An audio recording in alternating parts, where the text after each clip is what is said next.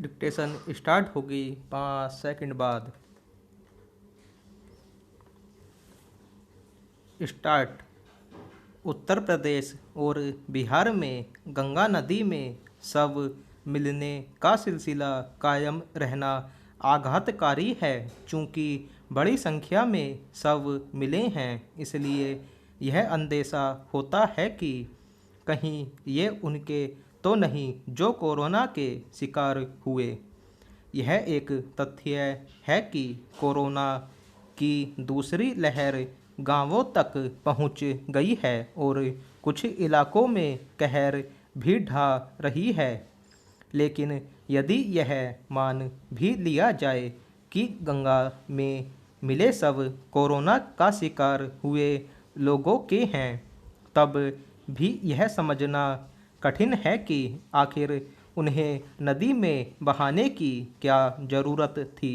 क्या शव इसलिए बहाए गए क्योंकि उनका विधिवत दाह संस्कार करना मुश्किल था, या फिर गांवों के गरीब लोग अपने स्वजनों के अंतिम संस्कार का खर्च वहन नहीं कर सकते थे? यदि ऐसा कुछ था तो फिर ग्राम प्रधान, पंचायत प्रमुख और ग्रामीण क्षेत्र के अन्य जनप्रतिनिधियों के साथ संबंधित प्रशासन क्या कर रहा था? कहाँ थे वे लोग जिन पर नदियों और खासकर गंगा की साफ सफाई की निगरानी का दायित्व है?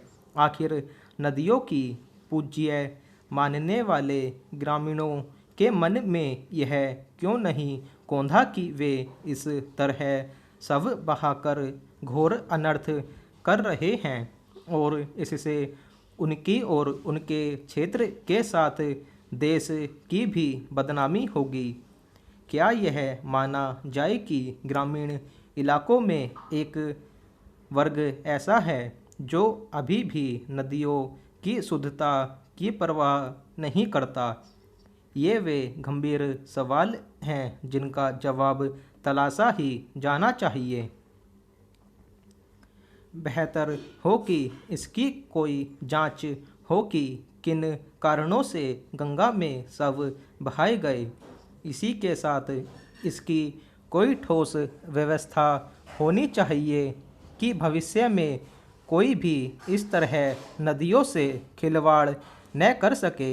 यह ठीक है कि कुछ ग्रामीण इलाकों में शवों को नदियों में बहाने या फिर उनके तटों पर दफनाने की परंपरा है, लेकिन कम से कम अब तो सबको यह समझ आ जाना चाहिए कि यह एक खराब और बेहद हानिकारक परंपरा है।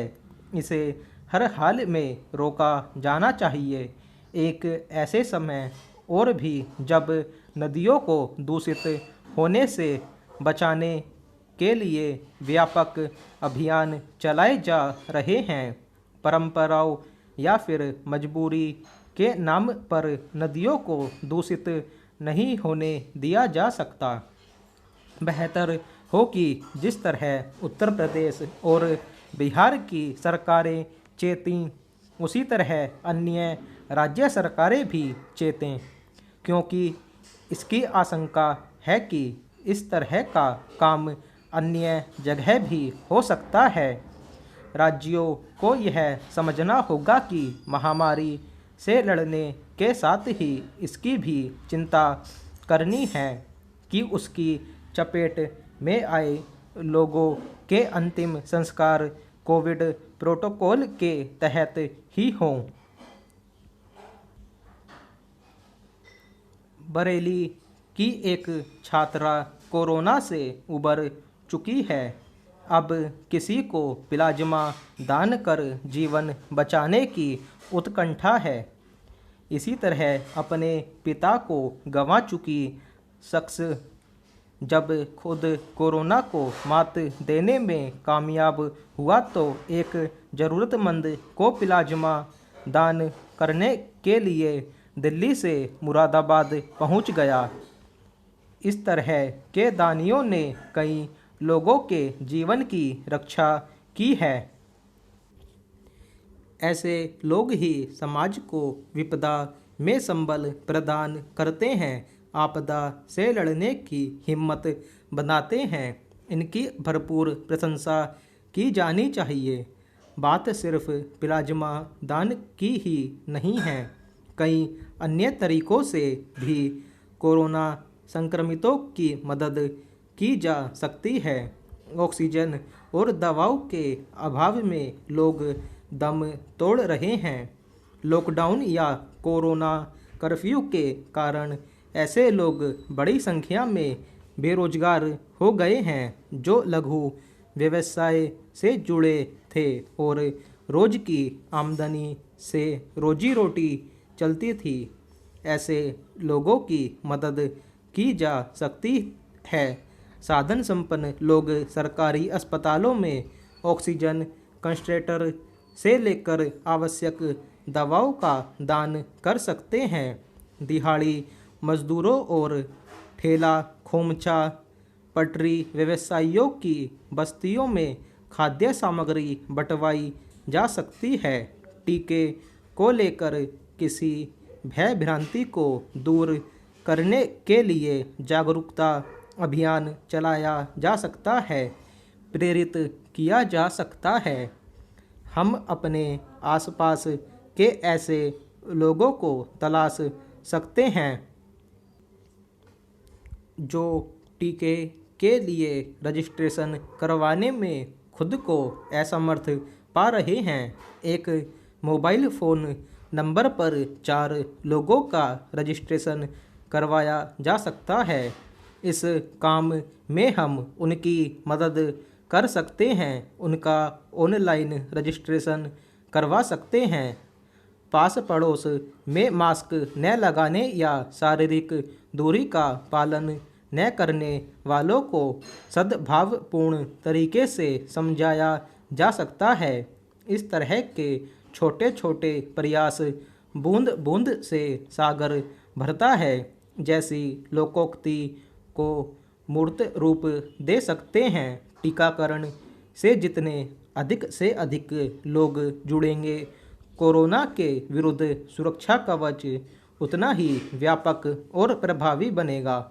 इसी तरह धीरे धीरे कोरोना हारेगा और हम विजेता बनकर उभरेंगे, क्योंकि परहित ही हमारे धर्म और संस्कृति का आधार है।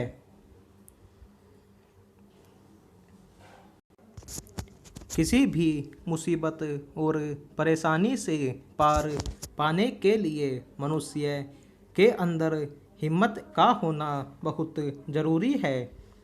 जिस मनुष्य के अंदर हिम्मत की प्रबलता एवं बहुलता होती है, वह किसी भी काम को चुटकी में कर देता है। ऐसे हिम्मती व्यक्ति योद्धा कहे जाते हैं। युद्ध के मैदान में दो विरोधी गुटों में जब लड़ाई होती है तो हिम्मती व्यक्ति सैन्य बल की न्यूनता के बावजूद भी विजय प्राप्त कर लेता है।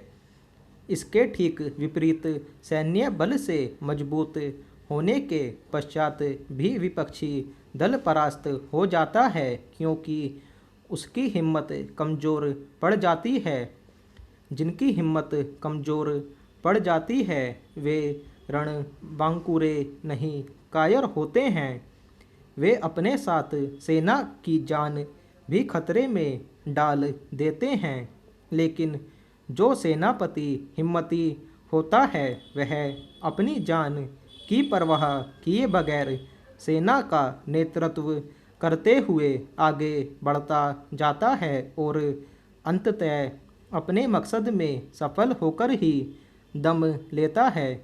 इसी तरह एक नाविक आंधी, तूफान, चक्रवात के बीच भी अपनी नौका को मझधार से किनारे ले जाने में सफल हो जाता है, क्योंकि उसकी हिम्मत कभी कमज़ोर नहीं पड़ती है।